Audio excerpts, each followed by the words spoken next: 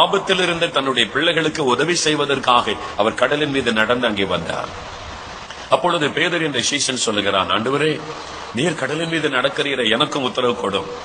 உடனே இயேசு, அதெல்லாம் நீ நடக்க முடியாது, நான் தான் ஆண்டவர், நடக்க முடியும் என்று இயேசு சொல்லவில்லை. ஒரு தகப்பன் பிள்ளைகளை நேசிப்பதை போல இயேசு நேசிக்கிறவர். அவர் சொன்னார், வா என்று கூப்பிட்டார். அவனும் கடலின் மீது கால் எடுத்து வைத்த போது நடக்க முடிந்தது. சில அடிகள் தூரம் எடுத்து வைத்தான். அந்த வெட்டாந்தரையாய் கடல் காணப்பட்டது. கொஞ்ச தூரம் போன பிறகு திரும்பி பார்க்கிறான்.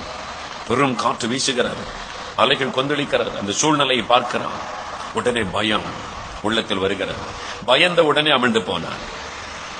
ஆண்டவரே ரட்சியும் என்று கூப்பிட்டான். இயேசு தன் கரத்தை நீட்டி தூக்கினார்.